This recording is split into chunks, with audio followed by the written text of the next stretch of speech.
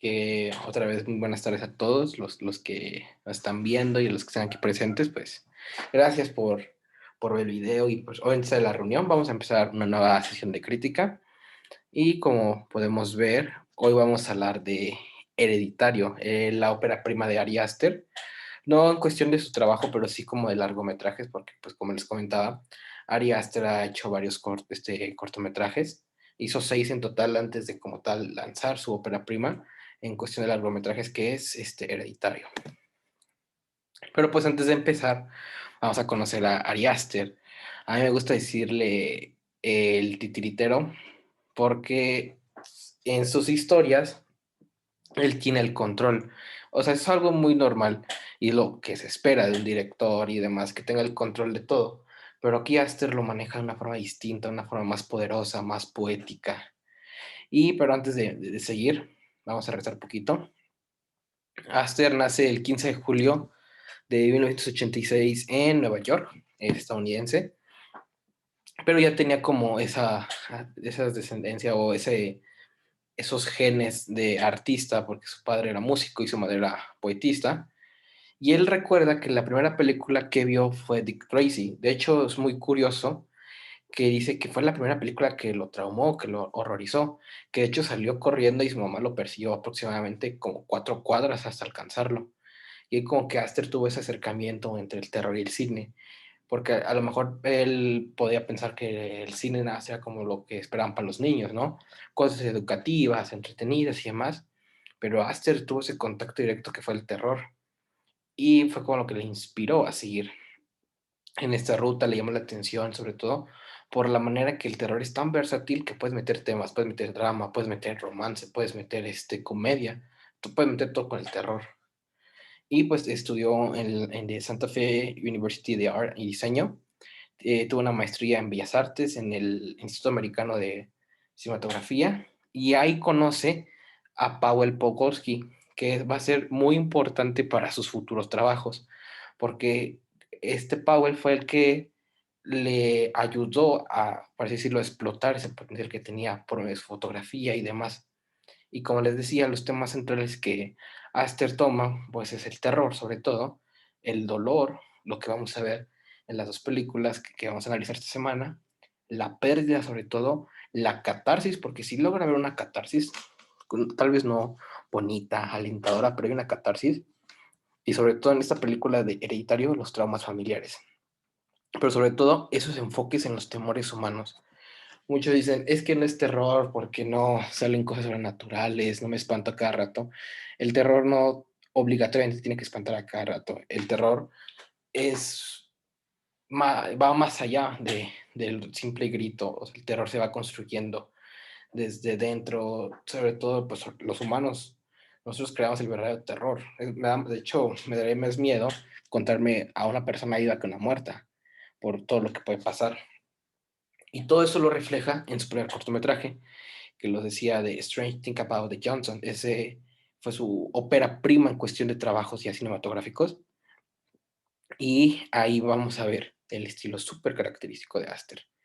Y algo también importante antes de avanzar, pero pues quiero ponerlo en la mesa, es el uso de planos cerrados y sobre todo de primeros planos muy asfixiantes en lo que vamos a ver. Y otra cosa que a lo mejor no sé si lo notaron o tal vez sí, es que rompe la cuarta pared. En el cortometraje de Basically, ahí rompe la cuarta pared de una manera tan notoria, porque literal, los personajes hablan a la cámara, pero en Hereditario no pasa eso, o sea, nunca vemos que un personaje hable a la cámara, pero sí se rompe la cuarta pared, y vamos a ver por qué se rompe la cuarta pared. En las inspiraciones de Aster para crear el cine, como les decía, Dick Tracy fue su primera película que vio y lo traumatizó, pero vio otros directores, como fue el caso de Ikman Bergman. Creo que Bergman es muy famoso por las películas que hace, tanto de terror, tanto de drama, pero sobre todo él es muy real, Bergman. Me gusta mucho su cine y Gritos y Susurros fue lo que lo inspiró a Aster para esta relación madre-hija, estas relaciones de pérdida y sobre todo. También tenemos a alguien tan polémico, pero bien brillante, que es Roman Polanski, sobre todo por su ópera, una de sus óperas más importantes, que fue El bebé de Rosemary del 68. El bebé Rosemary fue como ese cambio que tuvo Hollywood porque fue como algo real, el terror ya no era como lo clásico que veíamos, porque antes el terror en el cine hollywoodense pues era Frankenstein, el hombre lobo, Drácula y todo eso. Y Polanski lo que hizo fue hacer un cine más real, más como cotidiano, por así decirlo. Y las sectas estaban de moda en los 60, los 70, obviamente con todo esto de la familia Manson y demás. Y pues el bebé Rosemary tiene bastantes, es una fuerte inspiración para Aster en lo que vemos en cuestión de sectas. Otra persona brillante, el señor Brian De Palma, cuando firmó Carrie, la del 76, ya hay una versión del 2012, 2013, no recuerdo, pero obviamente Aster recuerda muy bien Carrie del 76, porque refleja lo sobrenatural que puede ser lo cotidiano, lo normal, porque dentro de la normalidad de nosotros pues puede haber algo sobrenatural y eso es lo que da más miedo. Y finalmente tenemos a Nicolas Rowe con Don't Look Now del 73, que también fue una fuerte inspiración para Aster. En cuestión también de esto, todo esto tienen en común varias cosas, lo que les decía, la pérdida, el dolor, sobre todo el núcleo familiar, lo vamos a ver bastante, y las relaciones, porque a veces pensamos de que la familia se va a proteger siempre, todo va a estar bien ahí, pero ¿qué pasa si no es así? Y es justamente todas esas cosas que uno pensará, ok, esa es una película, es la mente de un director, pero también es algo muy cotidiano. Y a Aster le gusta jugar con lo cotidiano, con lo real. Y pues se va a ver con su cortometraje que es lo de Strange Thing About the Johnson, que es su ópera prima como tal. Vemos esta historia de un núcleo familiar, una familia afroamericana, en donde tan solo el inicio de la película vemos que el pequeño de la familia pues, se encuentra masturbándose y su papá lo cacha en la movida. Y ahí empezamos a ver esos planos característicos de Aster. O sea, lo que me refiero es que vemos la escena en donde está el niño volteando a su papá y se ve como literal están grabando tres paredes y la cuarta de atrás fue retirada. Ahí es cuando les digo que se retiró la cuarta pared, porque te Aster te hace sentir dentro de la escena, te hace que empatices o que sientas lo que se está pasando y de ahí sientes mucha incomodidad por la plática que están teniendo y sobre todo porque el papá trata de hacerlo bastante normal las cosas y es algo que va a ser muy característico en Hereditario, el hablar, la comunicación, todo eso va a estar muy notorio y por eso queremos el núcleo familiar. Pero empezamos con lo incómodo, lo perturbador, o sea, a lo mejor no te imaginas qué va a pasar con tan solo esa primera escena, pero segundos después te enseñan que el joven estaba masturbándose con la foto de su papá. Entonces dices, ok, esto promete ser algo como extraño, pero pues a ver a dónde nos lleva Aster. Y vemos que hace un salto en el tiempo y todo esto, y pues el joven se casa, pero tiene esta relación incestuosa con su papá, que no es lo llamaría relación, más bien es algo literal, obliga a su papá. Y es algo como que empezamos a ver esa dinámica familiar, pero sobre todo empezamos a ver la maestría de Aster para contar la historia. Porque todo está, o sea, todo es, ahora como dice, conveniencia del guión, pero Aster los hace como si estuvieran controlándose todo. Vemos estos planos cerrados, estos planos asfixiantes, o vemos en la imagen de arriba a la derecha. Si nos ponemos a ver la imagen detenida, hasta pensamos que es una casita de muñecas. O sea, literal se ve una casita de muñecas, una réplica en miniatura de una casa. Es porque Aster es algo más grande que está controlando a sus personajes, que los mueve, que y tal. Los personajes ya tienen su historia y no pueden escapar de la historia. Y eso es lo triste o lo trágico, pero es lo emocionante de Aster. Y sobre todo vemos ese triunfo del mal y lo sucio, porque a final de cuentas el señor muere, vemos todo esta lucha que hay, sobre todo todos los secretos, porque también es algo muy importante. Los secretos aquí juegan un papel fundamental, porque la madre sabía de esto, pero nunca habló, nunca decidió. Tan solo ella ya sabía de eso, y no sé si recuerdan la escena, que creo que es muy, como que la más choqueante para mí, o como que dije, ok, Aster tiene esa maestría de generar terror sin necesidad de mostrarte algo terrorífico, sino algo real, algo que literal te horroriza, que es cuando el joven pues irrumpe el baño de su padre y pues sin mostrarnos nada a Aster ya te da a entender lo que pasa. Y lo más como triste o trágico es ver que su madre escuchaba todo y no actuaba justamente por estos secretos familiares, toda esta dinámica. Así que es muy interesante cómo Aster empieza a poner las bases de su cine y ya lo vemos en Hereditario de una manera más perfeccionada. Así que vamos a empezar esto de inicio del culto de cómo surge Hereditario. Vemos de que pues, fue escrita y dirigida por Ari Aster. Como les comentaba, la fotografía a cargo de Paweł Pawłowski.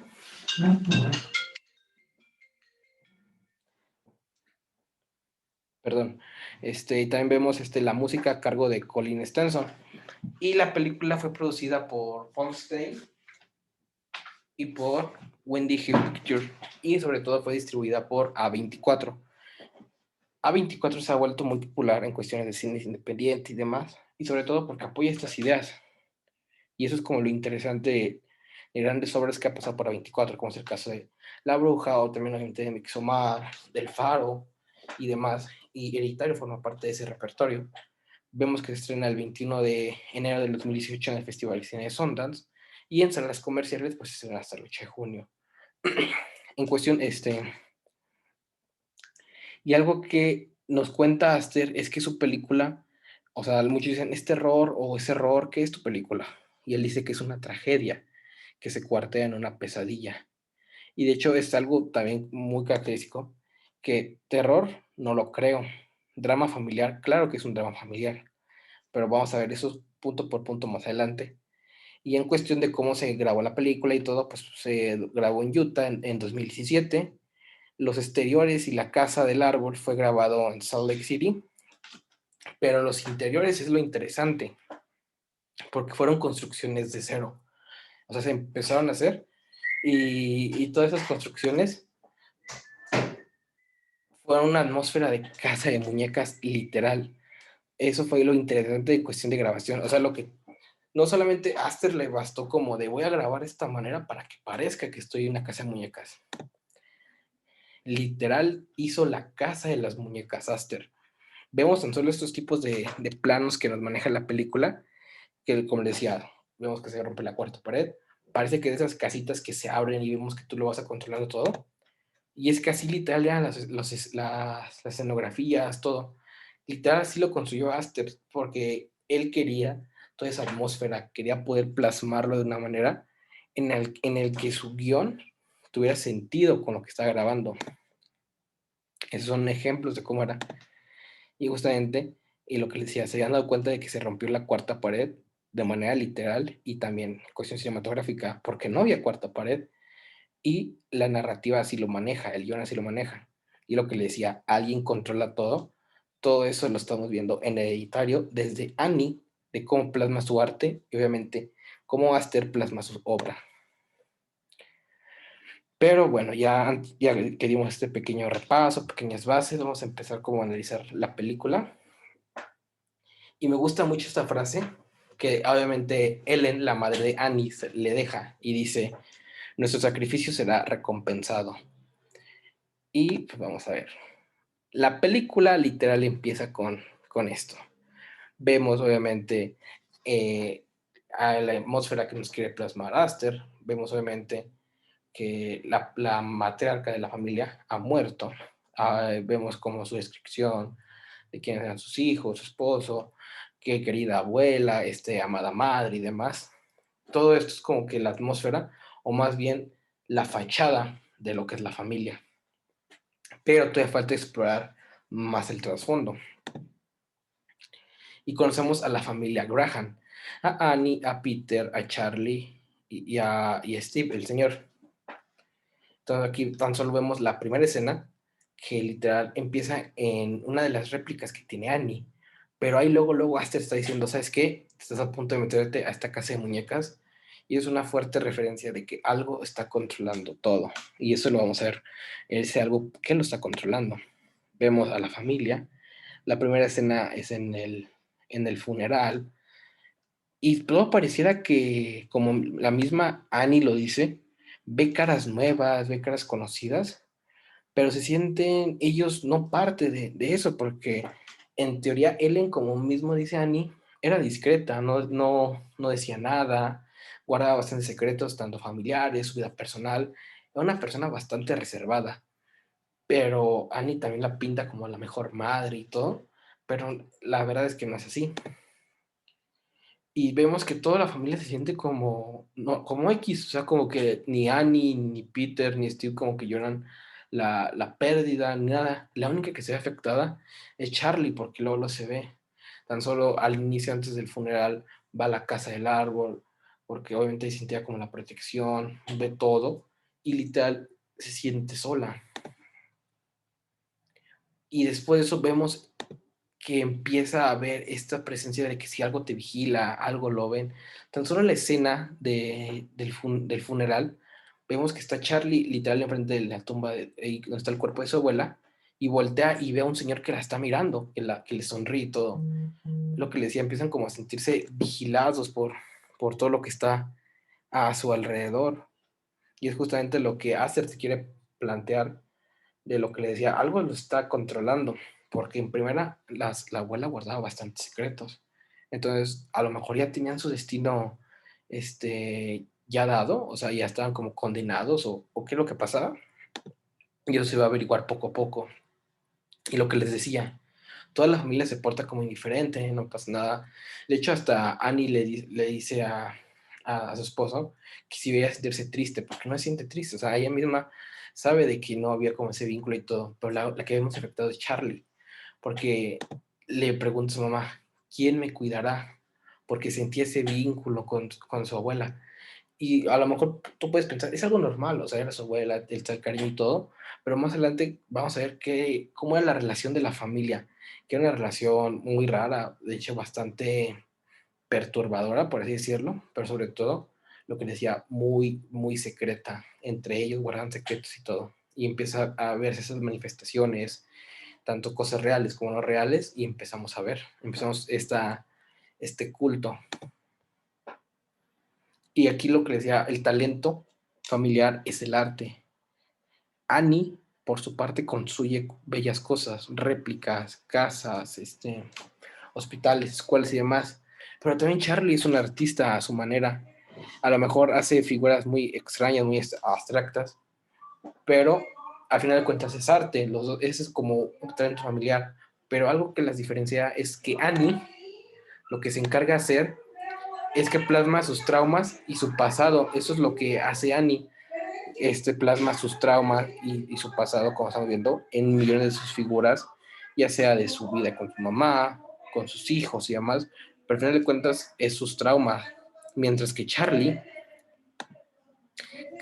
vemos que crea deseos, invocación, vudú, son cosas muy, muy extrañas. Hasta podemos decir que está prediciendo en qué se va a convertir, porque son figuras que no le encuentra sentido, pero para Charlie sí le encuentra todo el sentido, que hay vudú, que hay invocaciones, ya empieza a sentir como esa atmósfera de terror.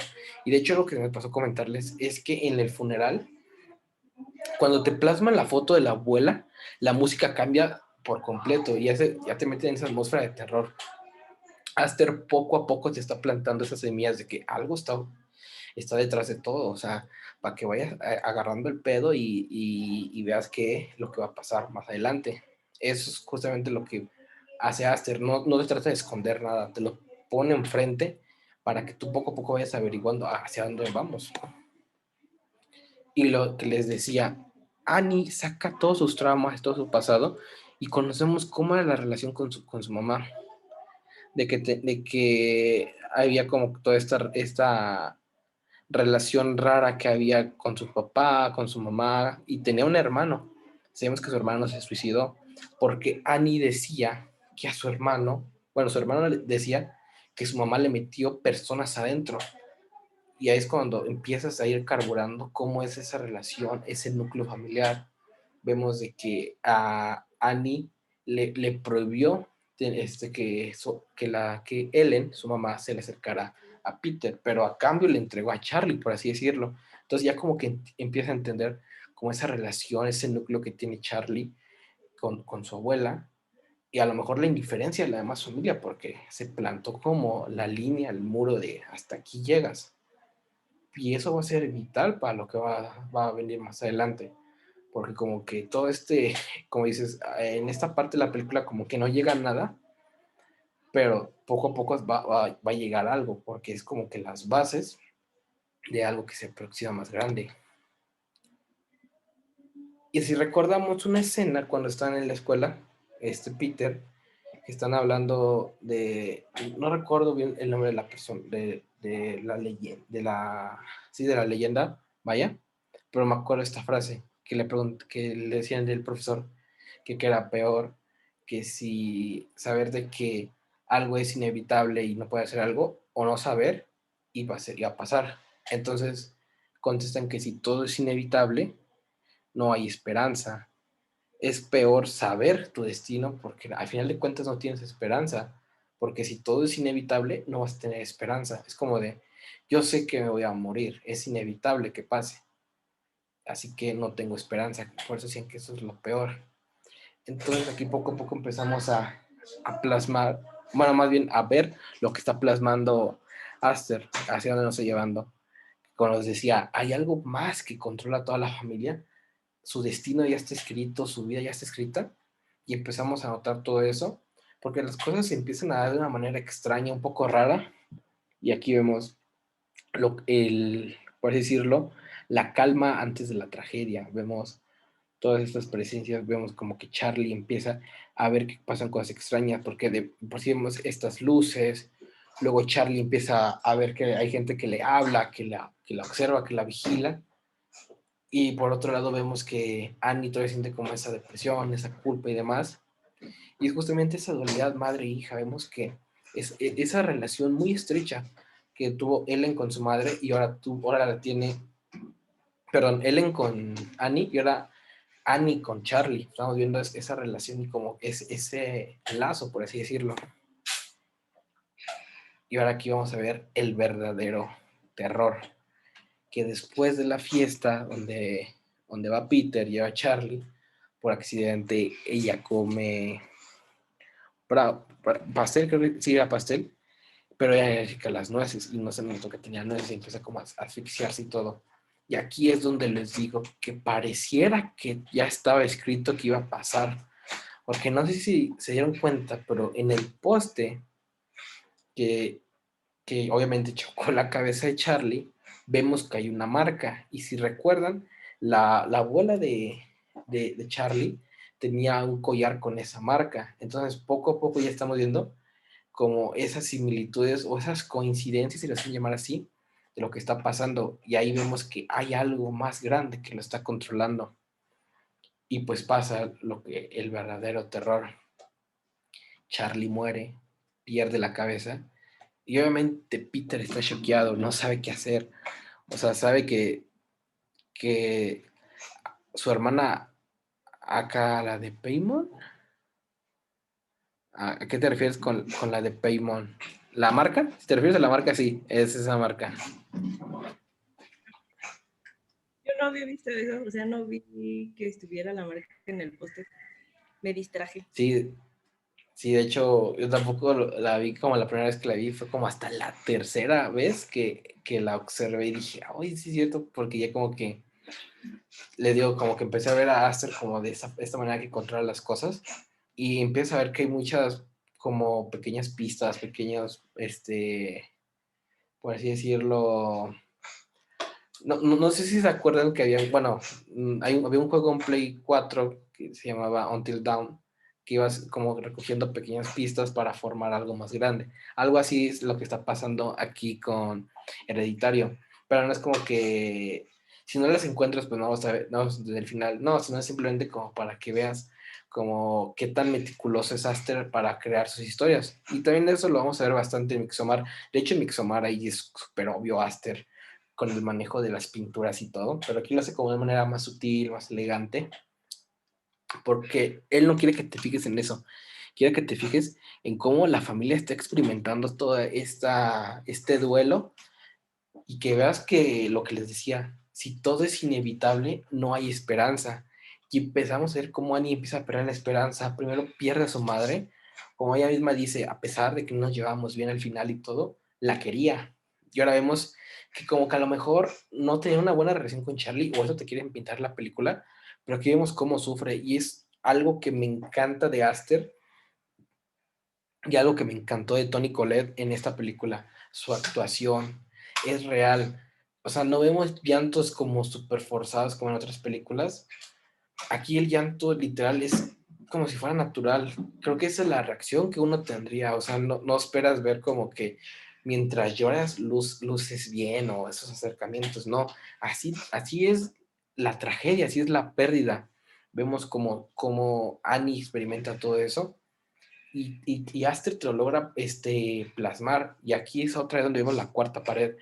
No a fuerzas ocupas que alguien te hable a la pantalla para que se rompa la cuarta pared.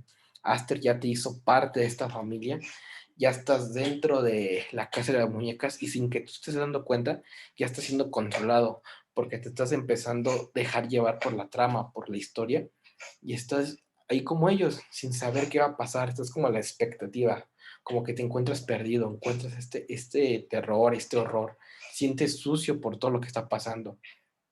Y eso se confirma cuando en el funeral de Charlie vemos que la cámara baja junto a Charlie. Y eso hace referencia a que literal Charlie está bajando. Y si nos damos cuenta, lo que hemos escuchado en varios textos o a mismas anécdotas familiares, arriba está el cielo, pero abajo está el infierno. Charlie de verdad está descendiendo al infierno y es justamente donde empezamos a pensar lo que pasó con su abuela y toda esa relación. Y lo que le decía, lo real es lo terrorífico. Eso es más terror que monstruos y demás, porque te puede pasar a ti, puedes sentirlo tú, puedes experimentarlo tú. Y es donde siempre tendrás a tu familia. Quieres pensar que con tu familia estás a salvo, pero después vemos que no. Y empezamos a ver varios puntos de quiebre. Me encanta esta frase de que estamos viendo. Es la infelicidad de la hija, el triunfo de la madre, porque literal lo que estamos viendo. Vemos que a Annie le pasan muchas cosas. Literal es infeliz. Su madre ya está muerta, ya no sufre, ya no pasa nada. Pero esta frase me gusta bastante porque reflejan varias cosas en cuestión de la relación, aparte de la relación madre-hija, sino el contexto de la película. A lo mejor ahorita no la podemos llegar a entender del todo, pero cuando veamos el final podemos entender que esa frase puede ser cierta. O sea, la respuesta es que sí, o tal vez puede ser que no, depende de la persona. Pero vemos de que Annie se empieza a marchitar, por así decirlo. De hecho, algo que antes me causó como tristeza, no terror, sino tristeza y como un poco de depresión y hasta empatía, es ver cómo Annie, pues sus traumas no los puede superar y literal hace una maqueta del accidente de su hija, porque no encuentra la manera de liberarse, porque obviamente está con todo este proceso y simplemente como que está perdiendo el rumbo, ¿sabes? Como que no sabe qué sentir, no sabe qué nada, y ahí es donde juega otro factor importante que es la comunicación. No hay comunicación entre los miembros de la familia y eso va a ver con la siguiente. Pero antes vamos a recordar estas cosas que una herencia de fracasos, infelicidad y traumas es la herencia de Annie. Annie dice que su mamá era una persona secreta, reservada y todo. Y si nos damos cuenta, si nos ponemos a ver qué le dejó Ellen a Annie, pues fue fracasos, infelicidad, traumas. Traumas porque vemos cómo lo refleja en su arte. Infelicidad, perdió a su madre a pesar de todo, perdió a su hija, y eso es fracaso, obviamente. Y lo que les decía de la frase que contaba el hermano de Annie, que acusó a mi madre de poner gente dentro de él. Empiezas como a juntar las piezas del rompecabezas, no solamente de la historia, sino de cómo es la vida de Annie. Y esta frase cuando habla con las personas del círculo, es también muy, muy interesante, donde dice, la culpa es mía, o aunque no sea mi culpa, me culpan a mí. Creo que a muchos nos ha pasado en general de que sentimos esta culpa por X o Y motivo, pero Annie lo siente por lo que vivió con su madre, por lo que está viviendo ahora como madre ella, y después de la pérdida de su hija. Y lo que le digo, llega la escena clave de la película y sobre todo de Annie.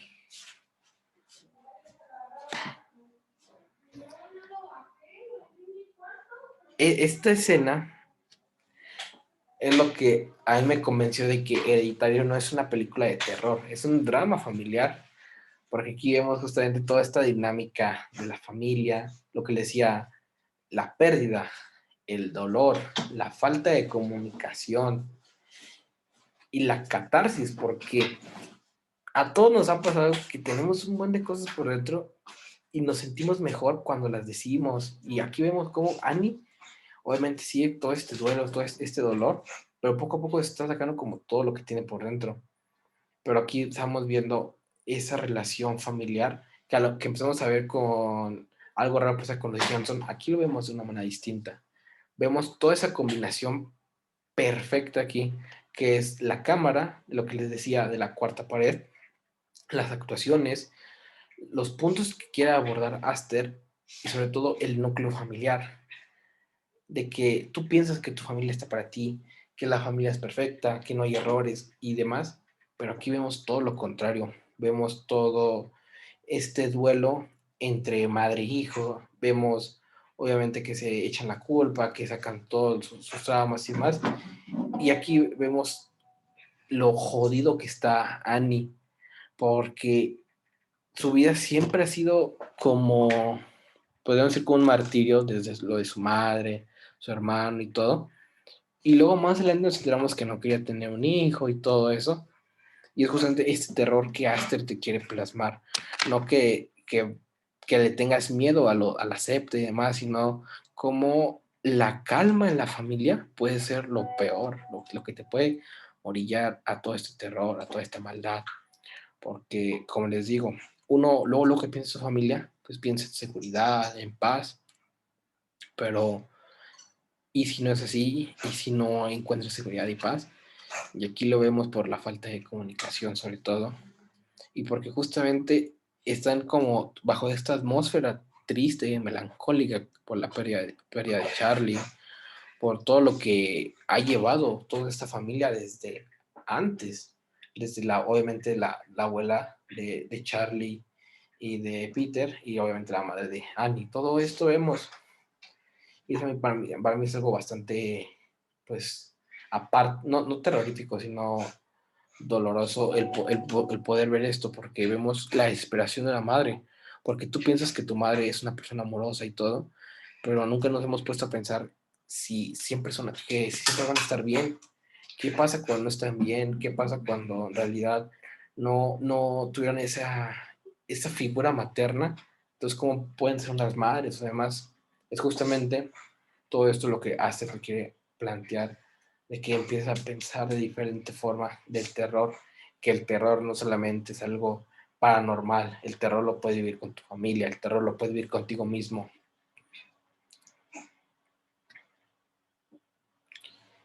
Y la película se empieza a tornar de una temática diferente. Vemos verdades y espiritismo.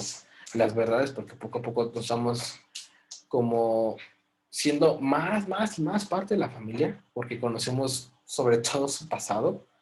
A lo mejor hay cosas que no se llegan a explorar. Y de hecho he escuchado muchos de que dicen, es que yo pensé que Charlie es la protagonista porque sale como el póster de la película y todo, pero pues te la matan a la mitad. Y yo de, ok, te la matan, pero Charlie siempre está presente. Siempre está. No sé si se recuerden que obviamente Peter empieza a escuchar el clásico sonidito que hacía Charlie. Lo empieza a escuchar, lo empieza a escuchar. Y es algo que no es terror, sino simplemente es algo que te está haciendo como parte de ese núcleo familiar. Escuchas ese clac y hay veces que Charlie está presente siempre, además de todo lo que están sufriendo su familia. porque su familia sigue sufriendo ese duelo y obviamente sigue teniendo a Charlie presente. Entonces Charlie a lo largo de la película siempre está. Y como vemos el espiritismo, pues ya vemos que Annie conoce a Joan y tienen todo este vínculo, esta relación, y pues uno piensa, pues qué buen pedo, le está ayudando, y de la nada le dice, es que pude contactarme y por medio del espiritismo contacté a mi nieto y la madre, ¿por qué no lo haces? Y es lo que les digo, tema de las verdades y el espiritismo. Después de que esta Annie va y obviamente va con Joan y hace toda esa sesión espiritista, ella misma se aterra porque que no se aterraría por todo esto. Y después ella empieza a tener estos sueños y visiones, pero son verdades porque, o sea, como que es algo que vemos que lo que le empieza a decir a Peter.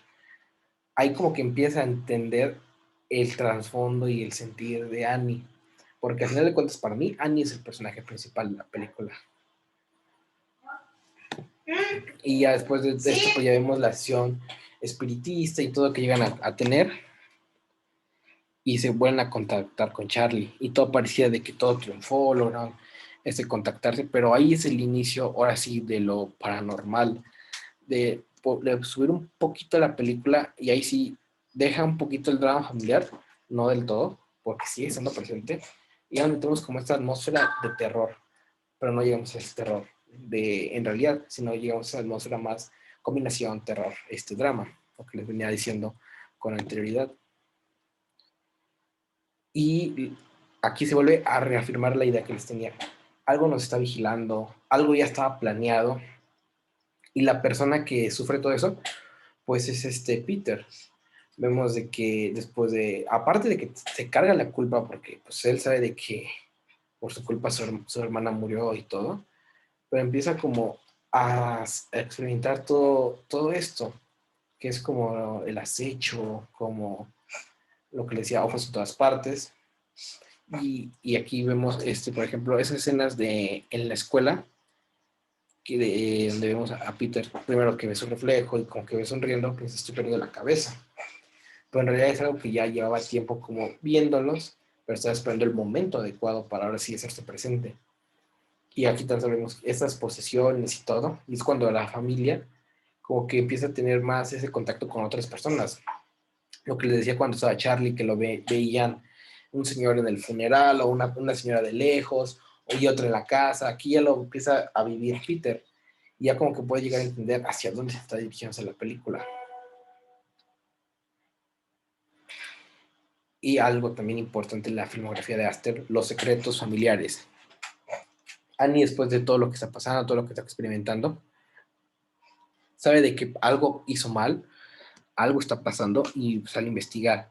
Y después de su investigación se da cuenta de que, oh sorpresa, o sea, John conocía a su madre y se pone a indagar y todo, y pues ahí se da cuenta que, pues, que en realidad su madre era parte de una secta. Entonces ahí ya como que está dando la idea de todo lo que les decía, de, ok, todo estaba planeado, posiblemente sí, pero en realidad es que sí, todo estaba planeado, porque después vemos que Annie encuentra el cuerpo de su madre en el sótano, como que literal, ahí nos sentimos sucios todos porque Aster quiere que sientan como los protagonistas, porque saben que están en una atmósfera que no hay retorno, están atrapados, los planos y todo lo reflejan, el ambiente, la música, las actuaciones, o sea, literal, no hay vuelta atrás, todo ya se ha vuelto real, porque al final de cuentas todo siempre había estado, pues está esperando el momento para ver si es echar. Y después, pues ya ahí conocemos un poco del demonio Paimon, no sé si recuerden cuando Annie abre el libro y empieza a leer, pues ahí como que ahí tenemos como el primer contacto con Paimon. Entonces Annie como que piensa de que para acabar todo pues tiene que hacerse el libro, pero se da cuenta que si lo hace se empieza a prender fuego. Pero sí, lo que les digo, todo esto ya estaba preparándose para un escenario, pero ahorita vamos a explorarlo en el final de la película. Y lo que les decía, algo también muy característico del cine de Aster, el triunfo del mal, lo que decía al inicio. Pues en las películas no hay nada feliz, pero sí hay algo feliz. A lo mejor no como vemos de, ay, sí, todo colores, triunfó el bien y arriba la esperanza y todo. No, aquí triunfa el mal. Peter es el que está acosado, el que siempre lo acechan y todo. Y ahí vemos que no tiene esperanza. Tan solo en esa escena, que es casi el final de la película, se da cuenta que no tiene esperanza, porque escapa de su madre, que su madre ha sido poseída, y trata de protegerse, de encontrar esperanza y no lo encuentra, porque ve a su madre que se está cortando la cabeza con una cuerda y de la nada ve a personas desnudas, se siente literal atrapado. ¿Y qué es lo que hace? Se lanza por la ventana, porque ya no hay esperanza, literal. Eso es lo que te refleja al final. Primero, no hay esperanzas. Segundo, el fin de su show. Porque como le decía, no solamente Aster tiene el control del guión, sino quiere que entiendas que de verdad tiene el control. No solo él, algo más. Por eso la película tiene esa atmósfera como de casa de muñecas, como de títeres, porque literal el titiritero. Es un show que ya va a terminar, porque ya no tiene que mover piezas, ya no le hace falta nada, ya colocó el escenario perfecto para acabar su obra, para acabar su show, y ahora sí que triunfe. Ya, porque lo que le decía, todo estaba planeado, eso tan solo del poste vemos la marca de Paymon. Número uno, Charlie muere. Después, pasa esto del espiritismo. Después del espiritismo, Peter empieza a ser acechado. Después Peter sufre el accidente y demás. Después Annie se entera de la verdad y confronta las cosas, trata de arreglarlo. Muere el esposo y Annie está poseída. Y literal llegamos a este fin de show. Todo fue una obra por actos que ya está a punto de culminar. Y lo que le decía, camino a lo sucio, a lo terrorífico. Esto es lo de verdad terrorífico, esto es lo sucio de la película. Porque es algo que no te esperas y te sientes así porque por la forma en que Aster graba de la cuarta pared, ya estás dentro de la película sin que te dieras cuenta. O sea, literal, te convertiste en un títere más de esta obra que estaba manejando algo más grande. Y Hell Paymon triunfó el mal, y es aquí donde todo lo que se vino construyendo a lo largo de la película culmina con esta escena. Y es algo que les decía. ¿Recuerdan cuando esta Annie dijo que le prohibió a su madre acercarse a Peter? Entonces, como que lo que hizo la abuela fue depositar, o más bien convertir a Charlie en un conducto. Pero recordemos que en el libro decía que para traer otra vez al rey Paimon, lo que tenía que hacer era tener un cuerpo masculino. Entonces, por eso les digo que ya todo estaba planeado. Y eso es lo más triste, no había esperanza, o sea, era inevitable. Aunque hubiera hecho algo Annie, aunque no hubiera hecho el espiritismo, ya todo estaba planeado. La muerte de Charlie era planeada, por eso está la marca de Paimon. Para después pasar el alma de Charlie en el cuerpo de Peter. Y ahora sí, que Paimon entrara y está el triunfo del mal. Todo fue inevitable, todo este drama y todo lo demás, pues ese es el terror. Pero más terror te da ver esta escena porque sabes que triunfó el mal y porque ahí te das cuenta que siempre tuvo razón desde un inicio. Nunca hubo esperanzas, nunca hubo una alternativa. Estabas destinado a llegar a este final. Lo que ves, lo que intentabas hacer, lo hubieras hecho, pero al final de cuentas no hubieras ganado. Y aquí vemos tan solo esto. Y si recordamos, la habitación de Charlie tiene las mismas dimensiones que la casa del árbol. O sea, literal, el destino ya estaba dado. Las personas ya tenían su momento de entrada a escena y su momento de salir para llegarnos a entregar este final que fue el triunfo del mal de esta obra llamada Hereditario. Así que muchas gracias por escuchar. Si tienen dudas o comentarios, pues adelante.